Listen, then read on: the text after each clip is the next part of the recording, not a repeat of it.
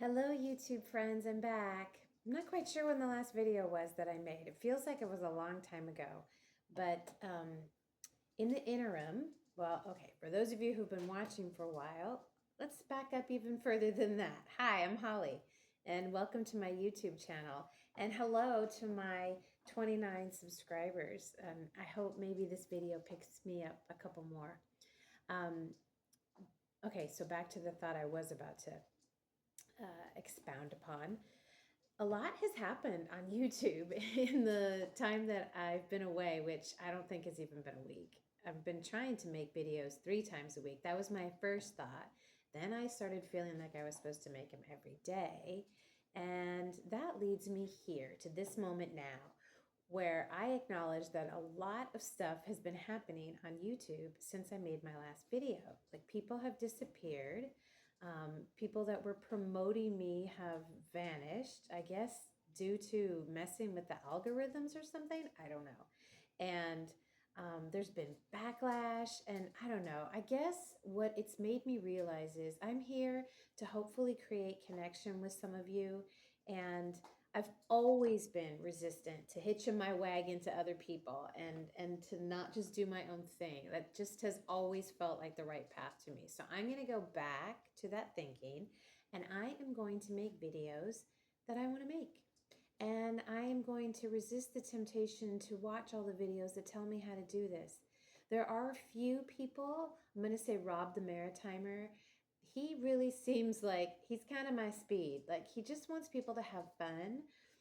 I don't know. There's just been a lot of weird stuff. And I felt all of a sudden like bombarded with what I had to do and to be careful not to do this and to watch out. There's danger. And I don't know. It just started to get really overwhelming. So I am dialing myself back to the basic where I began, which is to create a YouTube channel that offers me a chance to chat, to explore some themes that I myself am interested in, to put out a call to action, to create a community here on Oh Hello Holly, and to develop a circle like I've developed with my yoga folks. And for those of you that don't yet know, I am a yoga teacher, and I have been for 13 years. And I've developed a really, really special, lovely group of people that do yoga with me. So I'd like to create that same kind of thing here.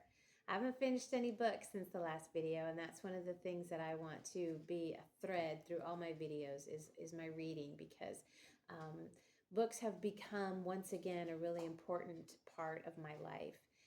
I was a big reader as a little kid, not as crazy as some people are, and I was never like industrious. Like, I never read like, J.R. Tolkien books, and I was more like Judy Blume and Beverly Cleary, that speed. That was my speed.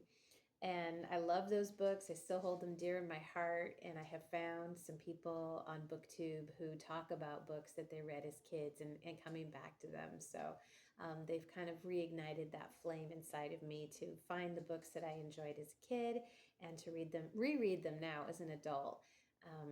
And so I have another one in mind for the next time I read a children's book, a book that I have recently, like within the last few years, reacquired. Actually, I never owned it in the first place.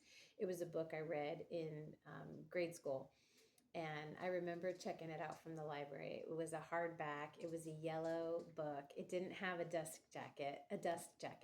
It I just remember it was bright yellow. It was a hardback, and it was called The Cheerful Heart, and I loved it. And over the last couple of days, it has occurred to me that I should pull that book out and have that be one of the books that I read before the close of 2024. It's right behind me. It's like right there. I can't quite. Yep, it's the furthest to the wall, and which is to the left, and it's at the bottom of that first stack, and it's called The Cheerful Heart. Who's it by? Elizabeth. It's by Elizabeth Janet Gray. And I think I read it probably long about fourth grade.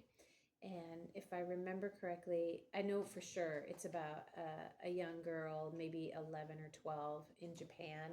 And I think it's during the war. And I don't really remember too much more other than I remember the ending. So I won't say that out loud in case any of you want to read it with me. But I got that used a couple years ago with the idea of rereading it, but then I just never did. So now's the time. So I'm going to wrap this video up by suggesting, and I have made mention of this in some of the previous videos, that I think it would be fun to create some intentions for 2025 and to support each other through whatever it is that we choose to bring forward into the new year. So it was occurring to me today that I think for 2025, and this is a bold statement, so I may pull back on this a little bit. I think for 2025, I want to put a little moratorium on myself about buying books. I do buy primarily used books, but I'm kind of a little bit out of control about it. So I think this coming year is going to be the year of me catching up on my to be read list. And I have around my place here a lot. I'm trying to come up with, I mean, it's like dozens of unread books, and that's fine. Like, it's no big deal. I don't think that that's a bad thing. I think, yeah, I'm a mood reader, and I've read more than one person talk about building a library of books to be read. And it gives me a real sense of comfort to know I have books, all different kinds of books at my fingertips that I can read whenever I want. So I'm going to start catching up and making some of these TBR stacks books that I have read. And so I'm going to try to finish 3 books before the end of this year. I've shared with you in previous videos that right now I am reading the Elton John biography called Me. I am reading Ta-Nehisi Coates' book, The Message, and I'm trying to stick with just those 2 until I finish them, because I have a bad habit of reading like lots of books at once and getting scattered. And then I think I'll start The Cheerful Heart as soon as I finish one of those 2.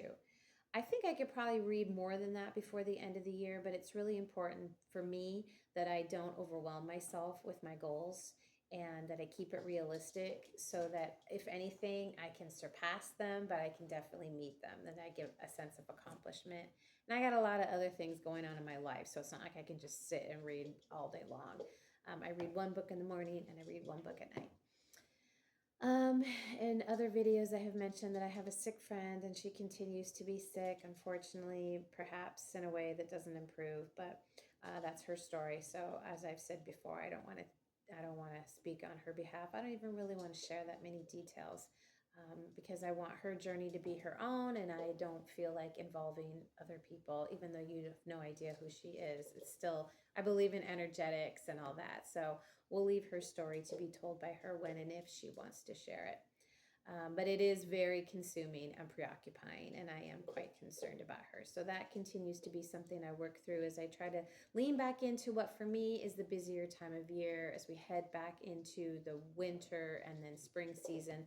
Those are the busier times of year where I live, and it means the numbers in my yoga classes go up, which means I need to stay a little bit more aware. And I try to have themes for my classes, and I try to keep it all at a pretty beginner-friendly pace. So it requires me to get a little creative.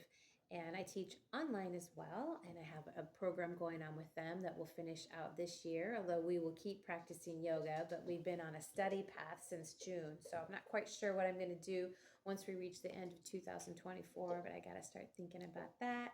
I have a workshop I'm teaching this Friday locally, and so I'm working on that. I was just finishing up some notes for that when I decided it was time to make a video.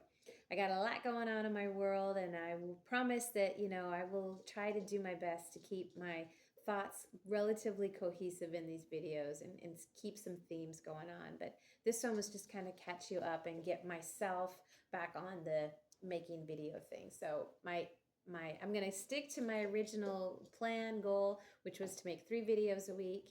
And what's today? Today's Monday. So hopefully, definitely, I can make one more video during the week and then a video on the weekend and get my pattern going. Originally, I think I was planning on doing Monday, Thursday, and Saturday. So that still sounds pretty good to me, and based on my class flow and everything else, that should work out. So I guess that's it for this one. I really appreciate you being here with me. I hope the sound is okay this time. I had a couple of goof ups with sound, but I got my mic on, so hopefully all the technology is working. I got a couple more things I want to try in upcoming videos with all of that. I have a Yeti mic, so we'll see if I can incorporate that at some point. And I guess that's it for this one. Thanks so much for coming back and seeing me again. If you're new, please consider subscribing.